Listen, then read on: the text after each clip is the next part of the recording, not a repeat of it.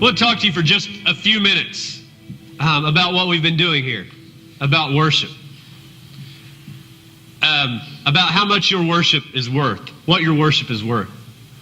We've heard a lot in the news here recently about the minimum wage battle. Now, I'm not going to go political on you.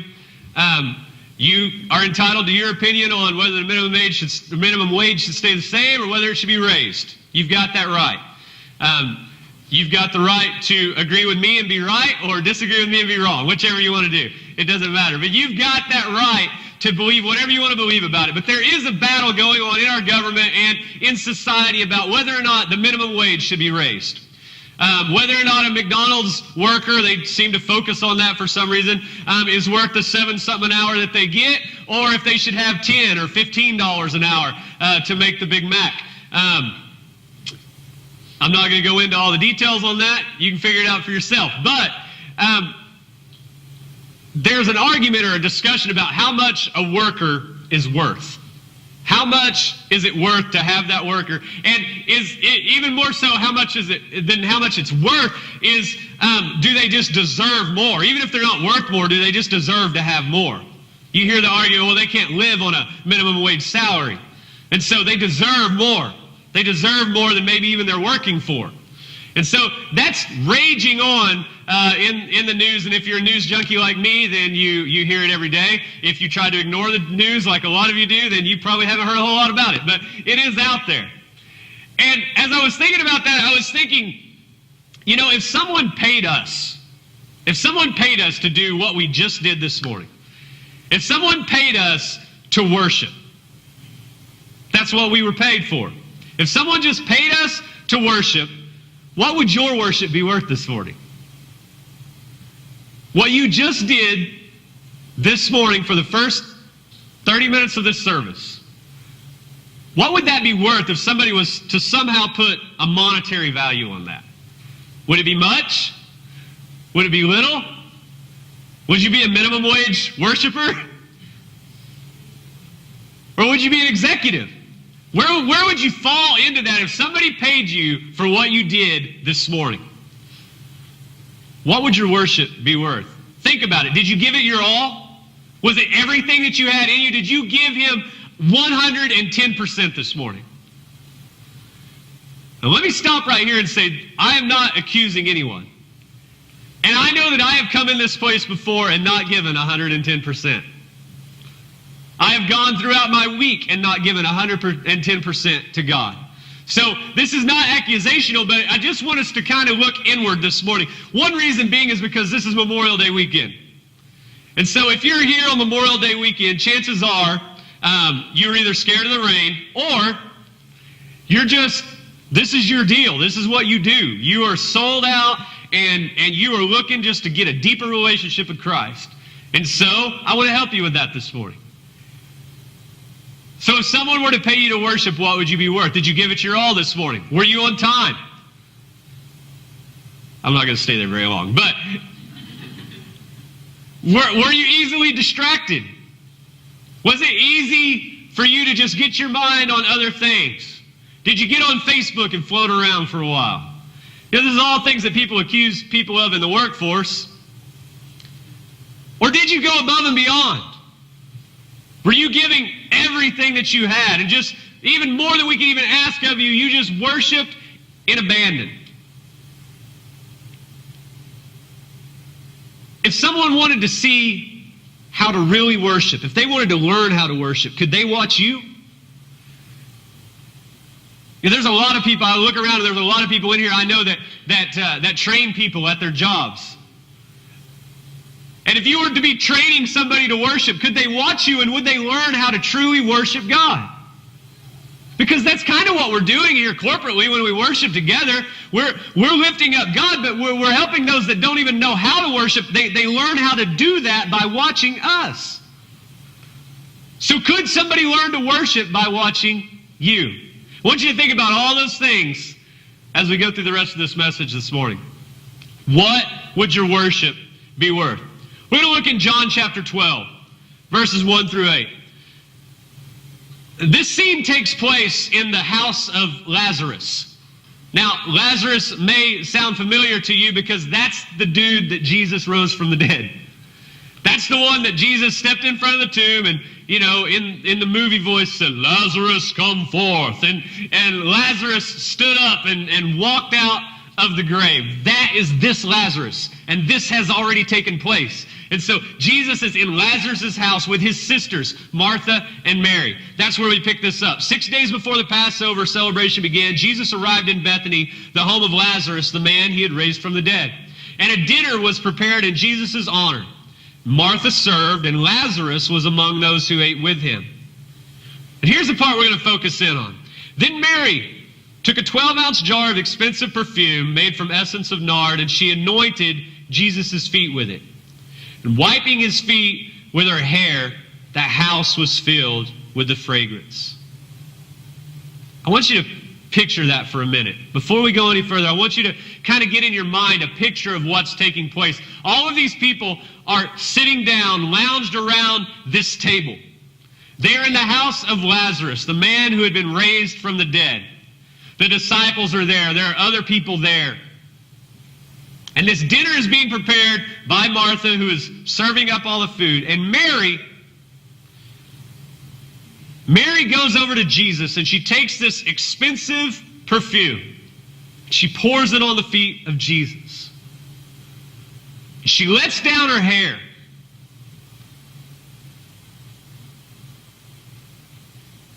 You know how important a woman's hair is? If you haven't experienced them coming home from the beauty shop with a bad hairdo, then maybe you don't fully understand. It can be scary. If you haven't been around a woman who's having a bad hair day, maybe you can't fully grasp this. But someday you'll understand. But in that day, it was much more than that. A woman's hair was much more representative of her glory. It made her. It was what she was. I don't know, it sounds silly to us now, but that was the culture. And she took that hair down and she wiped the feet of Jesus. These were not clean feet. These were feet who had just walked in off the sandy, dirty road. They wore sandals, open-toed. It was a nasty, probably place to walk through. I've just got a few horses, and I put my boots on when I go to the barn because I don't want to wear flip-flops. But these guys walked like that, and so they came in, and it was customary to wash people's feet when they came in so that you can get it all over your house. Mary went a step further, and she didn't just wash it with water. She took this expensive perfume and she poured it on him, and she let down her hair. Instead of grabbing a garment, she let down her hair and she dried his feet with her hair. It was an act of worship. And the house was filled with the fragrance, meaning everybody suddenly knew what was taking place. But Judas Iscariot, the disciple who soon betray him, said, "That perfume was worth a year's wages. It should have been sold and the money given to the poor." I like this little snide verse here. Not that he cared for the poor. He was a thief, and since he was in charge of the disciples' money, he often stole some for himself. And Jesus replied, "Leave her alone. She did this in preparation for my burial. You will always have the poor among you, but you will not always have me." This dinner has a diverse group of people sitting at this table. There's this group of people that have gathered there for this dinner that is being thrown in Jesus' honor. And there's a diverse group of people there, all with the same access. They're all sitting at the table with Jesus. Jesus is there in their presence. They all have the same access, and they all have the same opportunity. They all have differing experiences with Jesus. And yet only one chose to truly worship him. Look at Martha for a minute. What it says here is that Martha was serving. There's another instance in the Bible where Jesus is eating at their house. And Martha is serving again. And Mary is sitting at the feet of Jesus again. And Martha gets mad. And she goes to Jesus and she says, "Look, Jesus, I'm doing all the work and Mary's sitting here at your feet." And Jesus said, "Why are you worried about all this other stuff? Mary's chosen right. She's figured this all out. And you're still just busy." And that's what Martha was doing here. Apparently it was kind of a part of her character. She was serving. And that's not a bad thing. It's not a bad thing to serve. It's a great thing to serve. We all want to serve others. We want to be helpful. If you don't believe me, then just wait for some kind of tragedy to happen and everybody jumps on the bandwagon to help people out. If a tornado comes through, everybody runs to the scene to try to help. If a fire comes through, everybody runs to the scene to try to help. Last night as we were going to the rodeo grounds to ride, Hannah was driving the truck with our big trailer behind it, and that's a different story altogether. But we were coming up to the intersection of the highway, and we just see this gigantic wreck happen in front of us. And I don't know, it's just something inside of me. When things happen like that, I just act. And so the truck's still moving, and I opened the door, and I said, "Slow down," and I jump out of the truck. And I said, "Make it up to the stop sign and then stop and wait there." And I ran across the street to be sure everything was okay. There's something in us that makes us want to help, that makes us want to serve, and that's what Martha was doing here. It was a good thing. But it seems like she was so preoccupied with doing the good that she forgot about the one that was there that she was doing the good for. She missed an opportunity to worship the way Mary worshiped because she was so busy just with other things. How many times are we like that? So many times we come in here or we're in our own prayer time or we're doing our own worship time, and it just seems like things come up. Have you noticed that? Maybe it's just me, but especially when I'm in my own time and I'm worshiping on my own, not corporately here, but when I'm on my own, a lot of times, for some reason, that thing that I've been trying to think of all week just pops in my head when I start worshiping. And it's really easy for me to go, "Oh, I need to go take care of that." Or it seems like something else always happens when I get in that mode, and there's always something to do, yet Mary took the time to just sit and worship.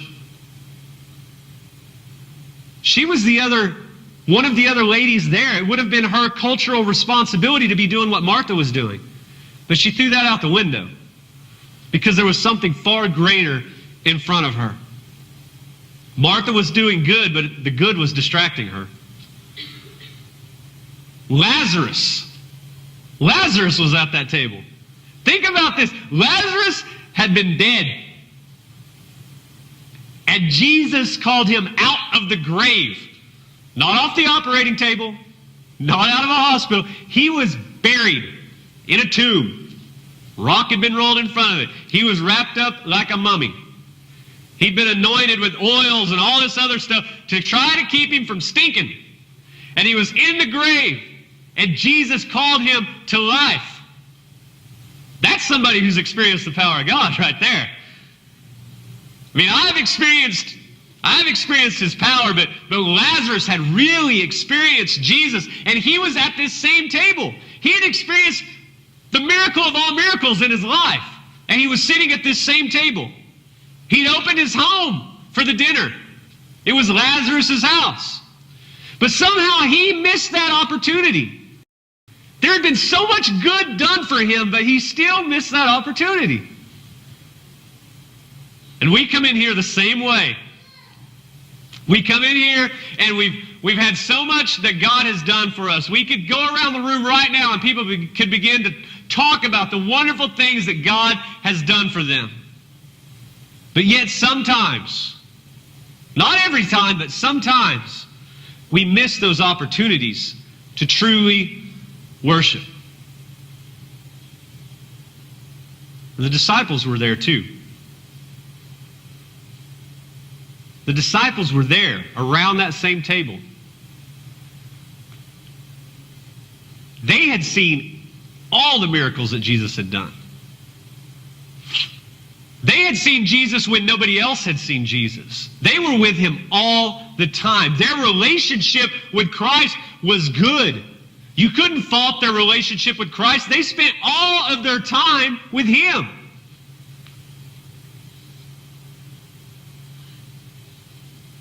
But even they missed that opportunity that Martha took. They missed it. Now, I don't know that everybody could have washed his feet the same way that Mary did. But my mind gets to going sometimes, and I work things up in my head, and I think, well, what would it have been like if Mary would have just started the worship? Why once Mary really kind of took the lead in that and worshipped him at his feet and anointed him, why would Lazarus not say, I would like to anoint you as well? Why would the disciples say, oh, me too, why would Martha not drop the bread and say, I would like a chance to wash your feet? They all had the same opportunity, but only one person took it. Only one. Why? Why was that? Mary was there. See, Mary had experienced what he had done for Lazarus. It was her brother.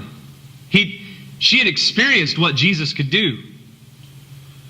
Mary hadn't only listened to Jesus' teachings, but she had begun to apply them in her life. When he'd say, I am the way, the truth, and the life, she believed that. With all of her heart, she knew. Judas was there. We go back to Judas for a minute. Judas was there. And Judas is one of the few people that take some kind of action here. And Judas said, well, I don't know why she's pouring that on him. I mean, we could have used that. If she's just going to pour it out on his feet, we could have used that and we could have helped a lot of people. And the Bible says that it wasn't really that he cared all that much. But I mean, he brought up a point. That was a year's worth of wages she just poured out on the ground. What a waste. What a waste of energy. See, he recognized the value, the monetary value of Mary's worship. He recognized the value of that. He knew that it would do some good. He knew what it was for, but he ridiculed her for her worship. And we have some that might come in this place sometimes, and they may ridicule you for your worship. They may not like the way you sing. They may not like the songs that you sing. They may not like the way that you clap, or they may not like the way that you stand, or maybe you dance too much, or maybe you move around too much. Maybe you should stand more still. Who cares? Because those people are like Judas. They've got other motives.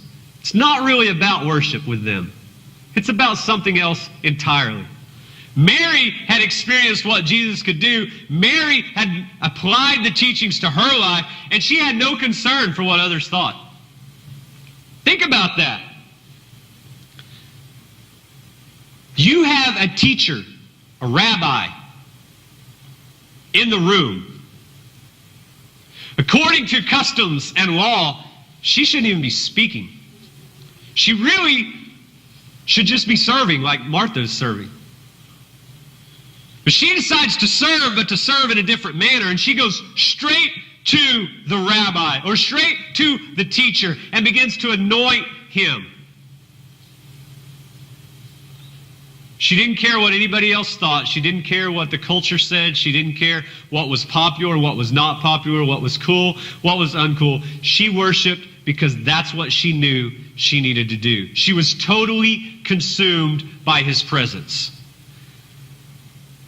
I can picture her in my mind just sitting at Jesus' feet and just weeping, anointing his feet, worshiping him for who he was, and I don't even think she realized there was anybody in the room.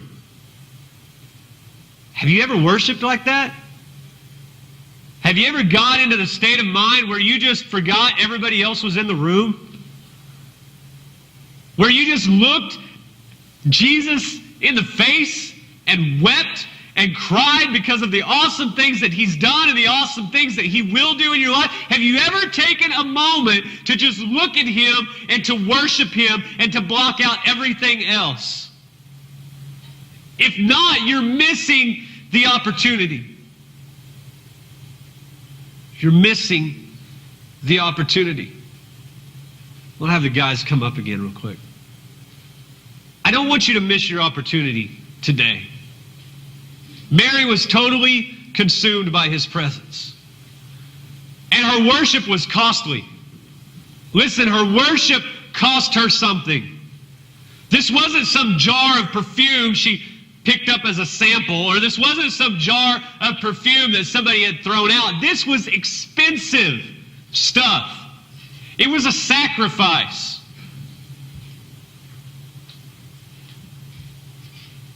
Judas appraised it at about a year's worth of salary. Now, I don't know if it was minimum wage salary or if it was executive salary, but it was about a year's worth. Whichever. It was expensive stuff. It cost her something to do what she did. It cost her money. Cost her her glory.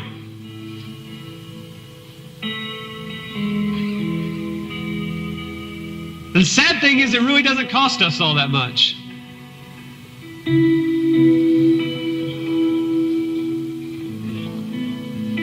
Regardless of what you might hear in the news, we still live in a free country. And while Christians are being persecuted around the globe, we've got it pretty simple here. None of you are in threat of losing anything because you attended service here this morning. You came on your own free will, unless a family member drug you here. You came because you wanted to. You came because you were free to. And you have the freedom to worship him any way you choose. And it does not matter how you worship him as long as you worship him. It's more than singing a song. It's about your state of mind. It's about the state of your heart. It's about where you are in that moment.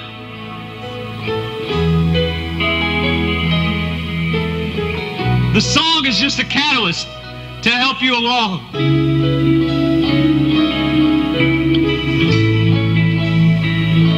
But it's about being like Mary was in that moment and looking in the face of God,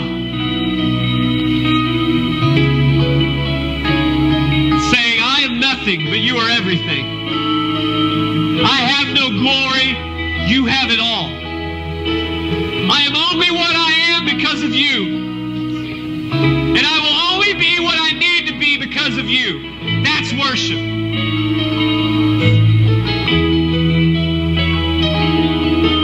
Someone asked you to do something this morning. For about 4 more minutes, I want you to take advantage of an opportunity to worship him. If you want to stay seated, fine. You stay seated. If you want to stand and lift your hands, great. Do not leave this place this morning without experiencing him for yourself. It's not enough to hear me talk about him. You need to experience him. It's not enough to hear me sing about him. You need to experience him. As these guys begin to sing, I want you to join them.